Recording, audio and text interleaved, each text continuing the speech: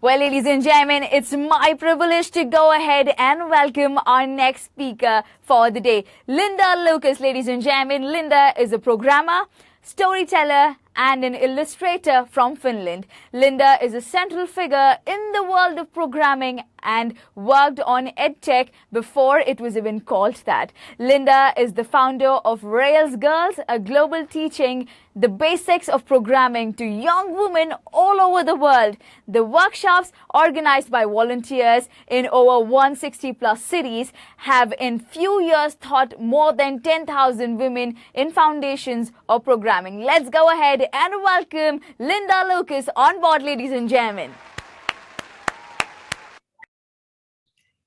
Hi everyone, my name is Linda. I'm a children's book author, illustrator, and programmer from Helsinki, Finland.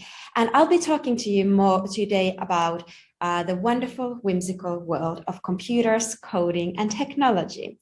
As a children's book author, I write books about computers. I write books about AI, machine learning, the internet, and how computers work. And they all start with the premise and idea that if programming and code is the first foreign language for the current generation of children, if they learn to understand the world through their fingertips on a keyboard or on a touch screen, we need to give them more tools to understand this new world. And as a Finnish person, it was very, very clear to me that I wanted to start with stories, because in some ways stories are the way we learn about ourselves, about each other, and about the world surrounding us. And nobody really was talking about the world of stories when it comes to the world of technology. And these books, they've been quite successful. They've been translated into over 34 different languages, which means that there is this global need to have a different kind of narrative about the world of technology.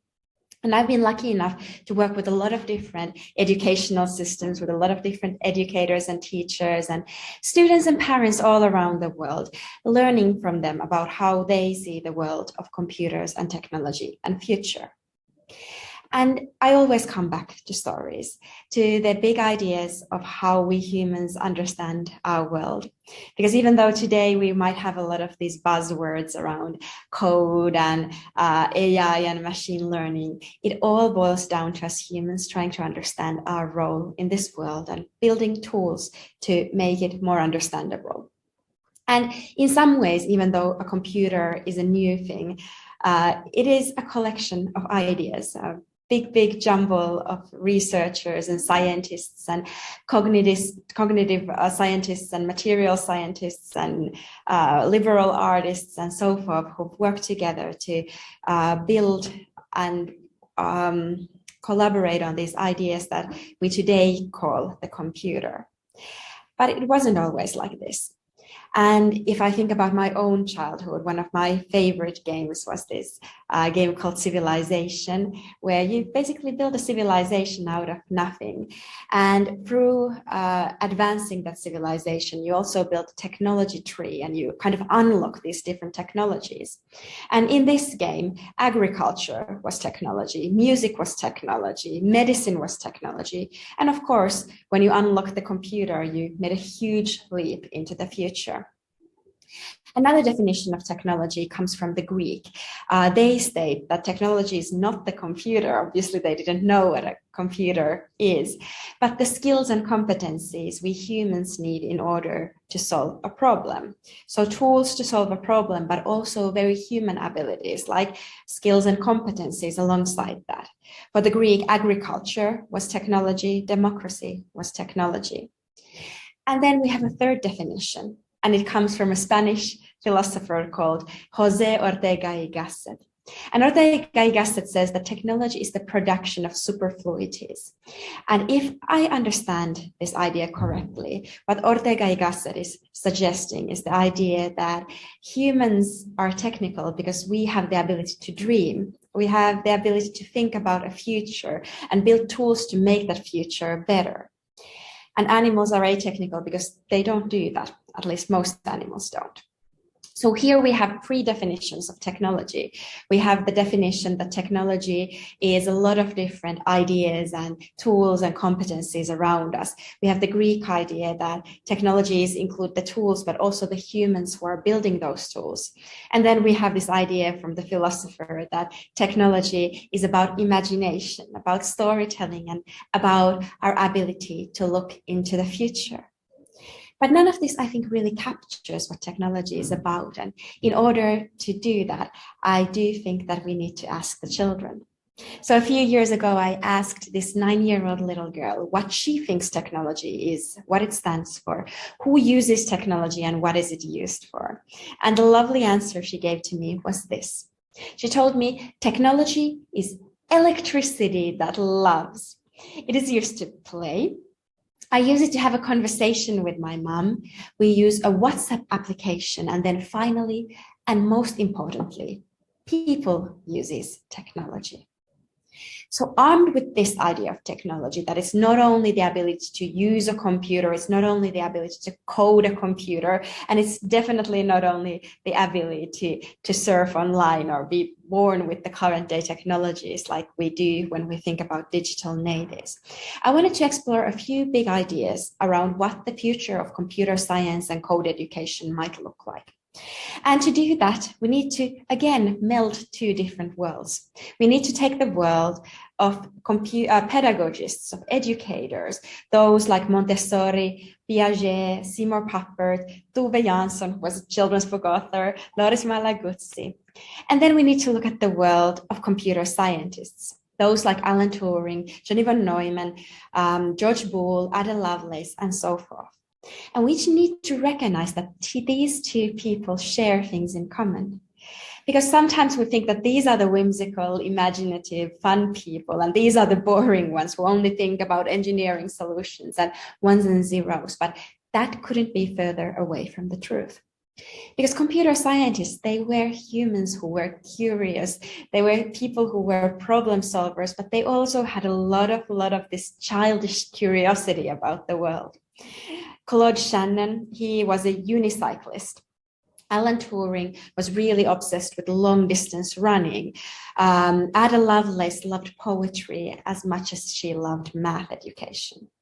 And I think recognizing that we need both these worlds, we need the artists, we need the imagination, and we need the rigorousness of science will help us think about the education for the future.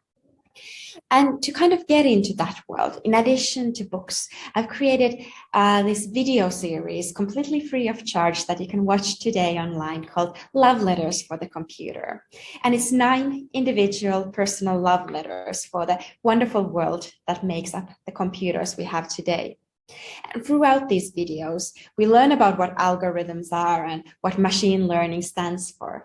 But most importantly, I think we learn about the 3 things I see as the most important thing when it comes to technology education. Those things would be curiosity, fearlessness, and a sense of wonder. And there's a lot of materials that you can download and print. You can watch how we are dressed up as the internet and learned about how packet switching works, or use little candies to discover binary numbers and how effective communicating things with only 2 options can be.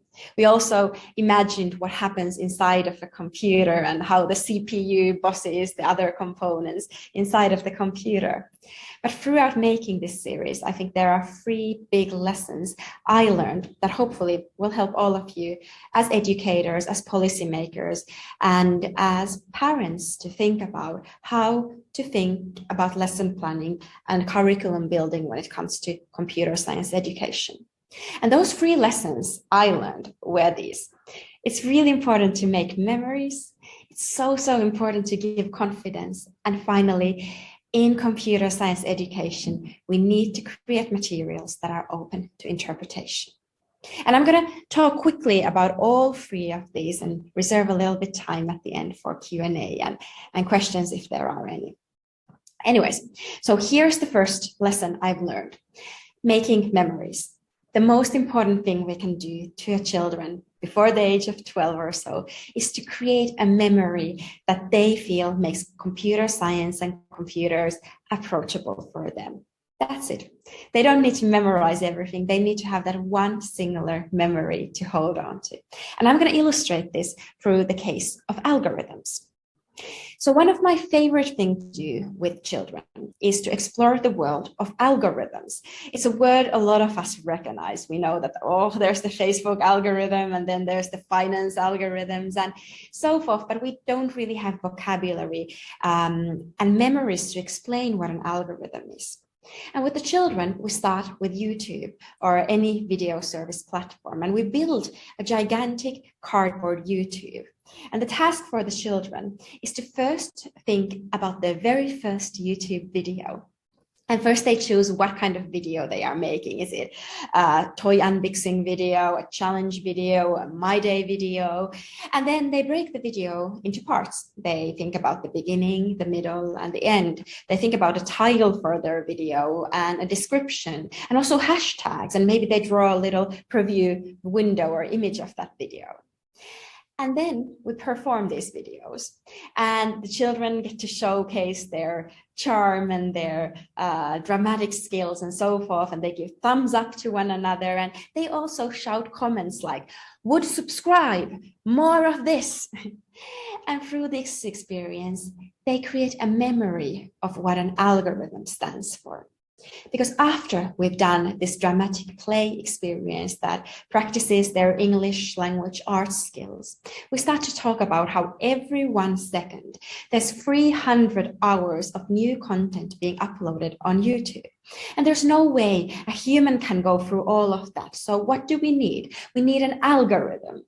We need an algorithm that is a step-by-step introduction to, or a step-by-step recipe on how to solve a problem of showcasing correct information and videos for the next viewer. And the algorithm, it looks at certain things. It looks at videos you've watched before. It looks at videos, how many people have given thumbs up or likes to the video, how many people have subscribed, what kind of hashtags does it have. It might even make a little analysis of the comments that you've left on the video. And through this experience, the children learn about algorithms through play and imagination and skill. And then we start to look at the wider world, and we look at a search engine, and we wonder, where is the algorithm hiding in the search engine? And the children say, oh, it's in the order in which the search results come in. And oh yeah, also in the ads that the search product shows to us. It's not a coincidence that you see those things there. It's an algorithm.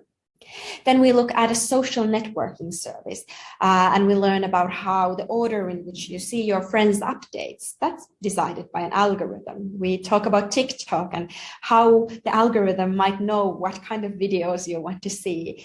And we talk about the ads you see and how the algorithm deducts what kind of person you are and what algorithms you might want to see in your feed going forward. And then we return to YouTube. And we talk about how on YouTube, when you write something on the search query, that's an algorithm that gives you automatically examples of what the thing you're looking for might look like, and the order in which you see the suggested videos, that's an algorithm. But then we also start to talk about how there sometimes are videos that feel a little bit weird. Videos that make us feel uneasy, videos that don't quite seem to be designed for human children. And that's where we run into algorithms. Most of the children I've seen in the classroom, they've seen these weird videos of Surprise Play-Doh, X Peppa Pig, Stamper Cars, Pocoyo, Minecraft, Smurfs, these amalgams of videos that don't feel like they were designed by a human. And they weren't. There's these entire content farms that just churn out new videos that are not designed for children.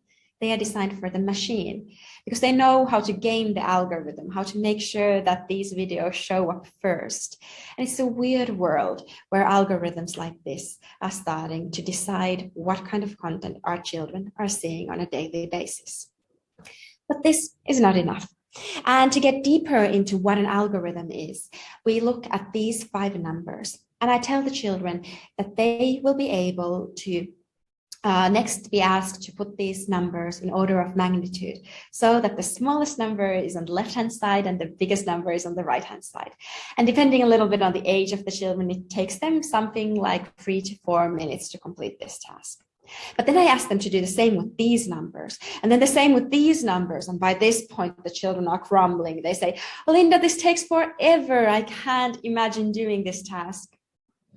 And I tell them, you know what? You don't want to be competing with a computer on a task like this.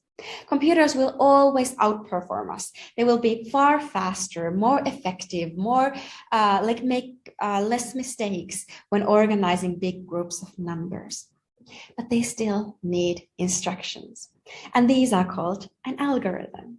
And one way a computer might look at a problem like this is like this.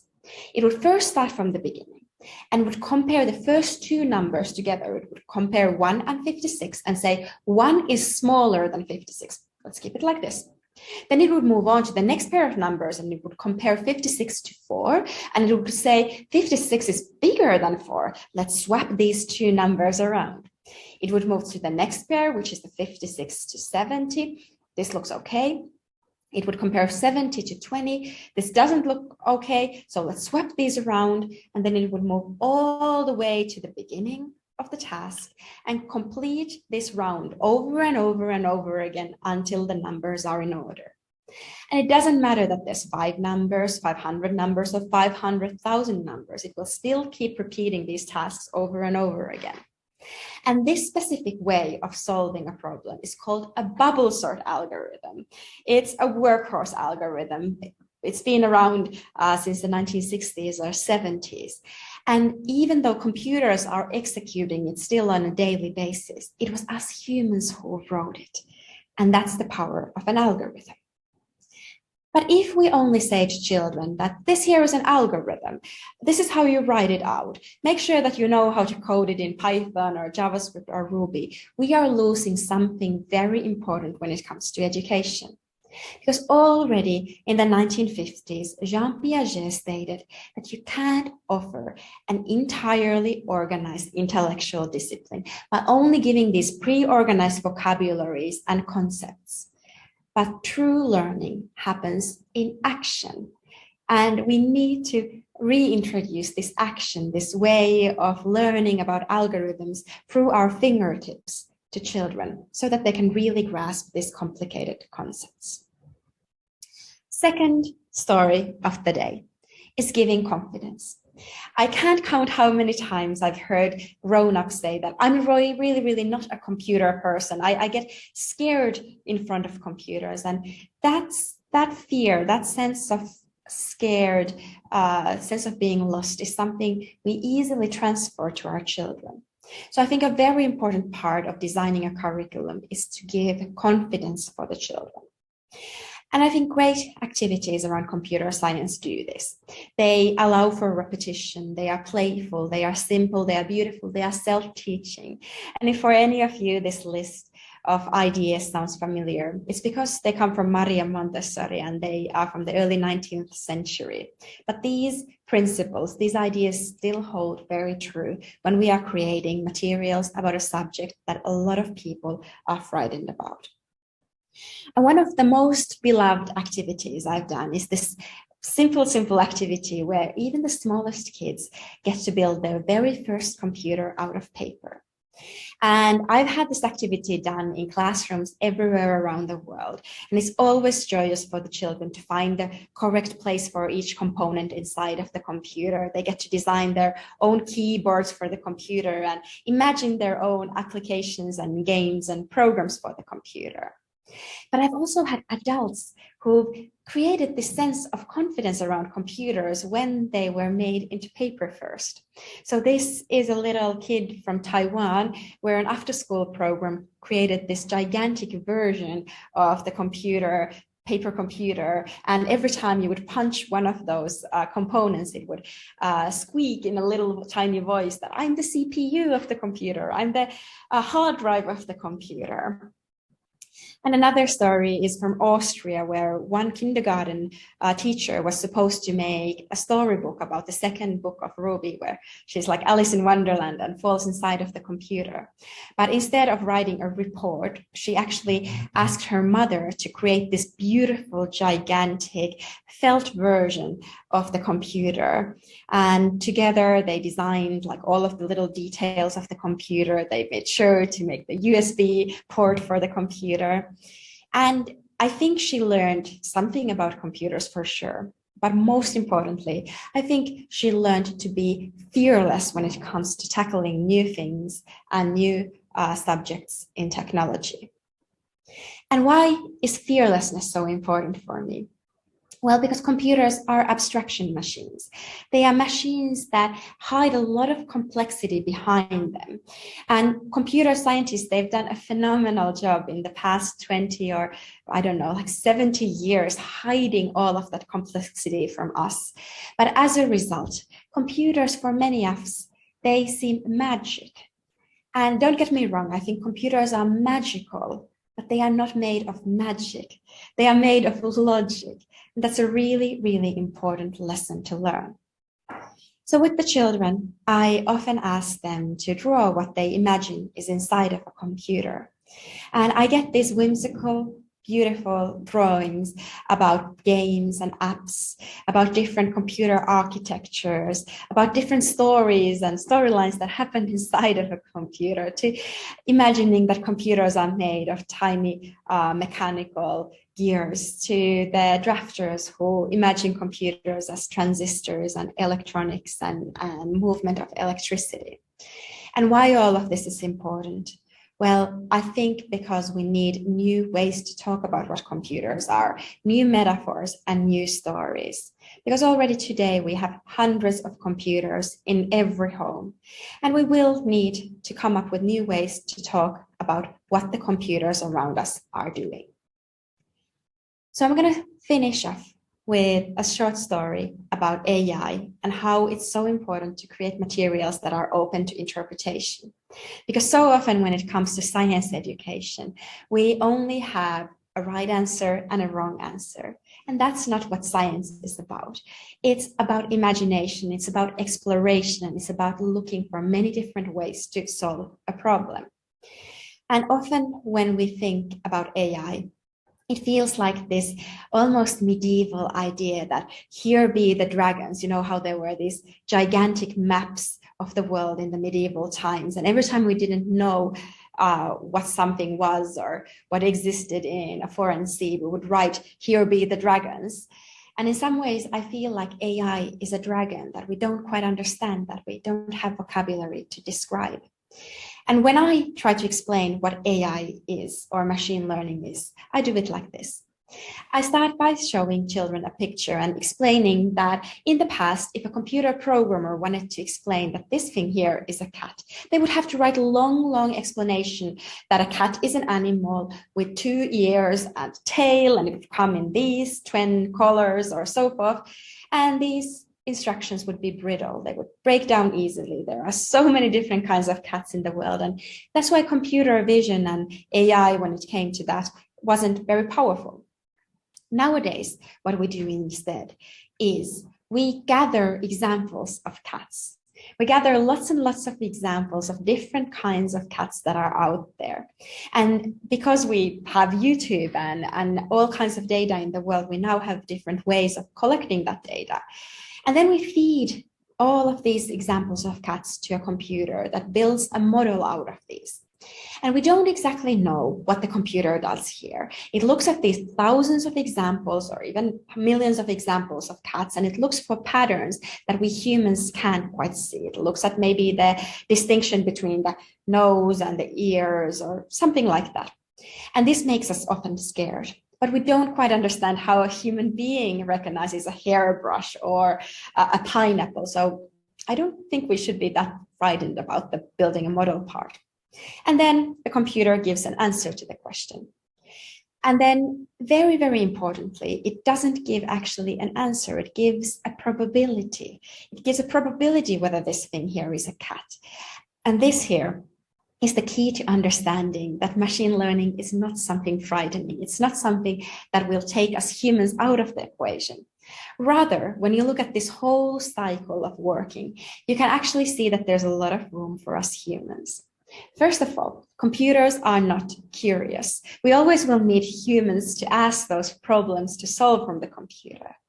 Then we will need humans to gather all of that data, all of those examples of the thing that we want to teach. We will need a human to actually write the algorithm for building the model.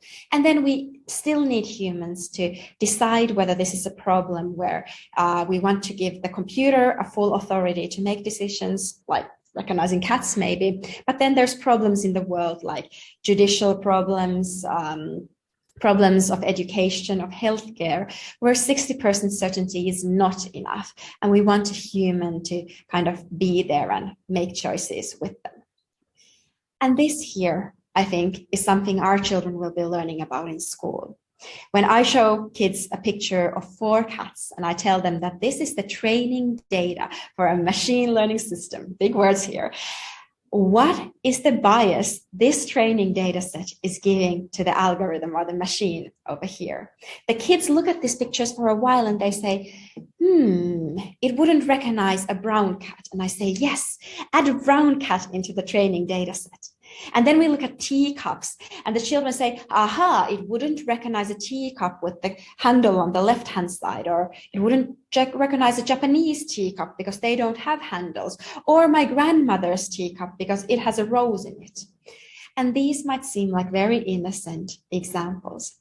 But as we are automating more and more of our systems, of our machine learning systems, of our AI systems around us, we need to be extremely careful that we don't accidentally create biased systems where, for instance, a hospital doesn't recognize anyone else as nurses than women.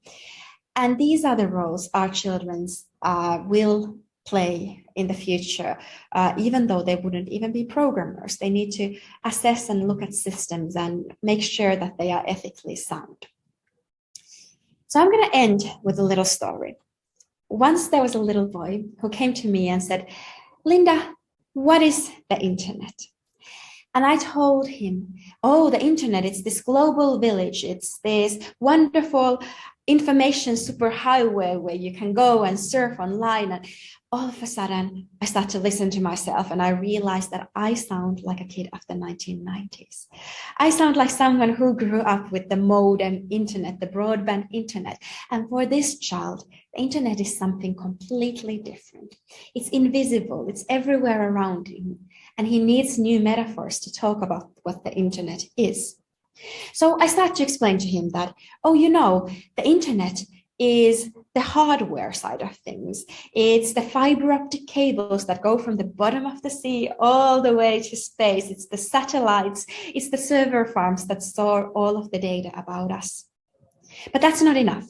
The internet is also the software side, the protocols and thousands of lines of code people all over the world write in order for the data to travel 7 times a second around the world through those data centers and through those fiber optic cables. But that's not enough either. It's also us humans, the explosion of creativity, of memes, of Gangnam styles, of online videos that happen when almost 6 billion of us can finally have a conversation together. And I think this is the final challenge I'm proposing to you, that all of you are teaching technology, but it isn't enough that we teach the hardware side of technology, the machines and the computer side of things. It isn't enough that we teach the software side of technology, the code and the protocols.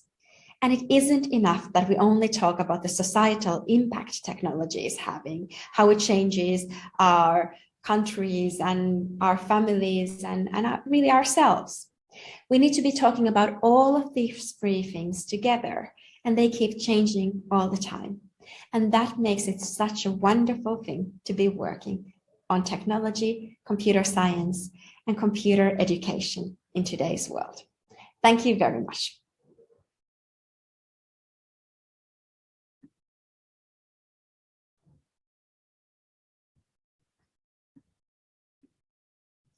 Let's see. So we have here one question.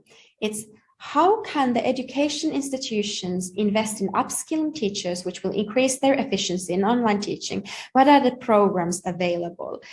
Upskilling teachers is, I think, one of the most important things any country or any policymaker can do to make these things go better. Of course, teachers can't solve all the problems in the world. The parents have a responsibility too.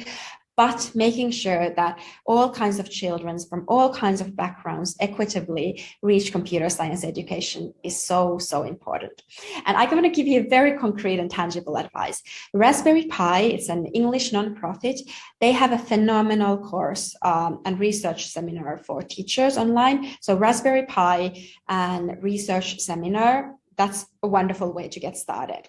There's the AmericanCode.org. It's a nonprofit also that does a lot of work for teachers training in very different cultures and very different backgrounds. So code.org, a lot of like self-paced study programs over there. And I think we need to actively be looking for professional development opportunities for teachers and really starting to pay attention to the fact that what they might have learned in the teacher training university 20 or 30 years ago, they need to be upskilled and they need to be retrained on these concepts, for sure. Thank you. It was a pleasure to meet all of you. And if you have any further questions, please don't hesitate to send me a message. You can find my information online, and the Love Letter series on YouTube, it's free to watch, and you can learn more about the concepts I talked about today over there. A pleasure being here. Bye-bye. Such an enlightening session. We all enjoyed it. Thank you so much for being with us today.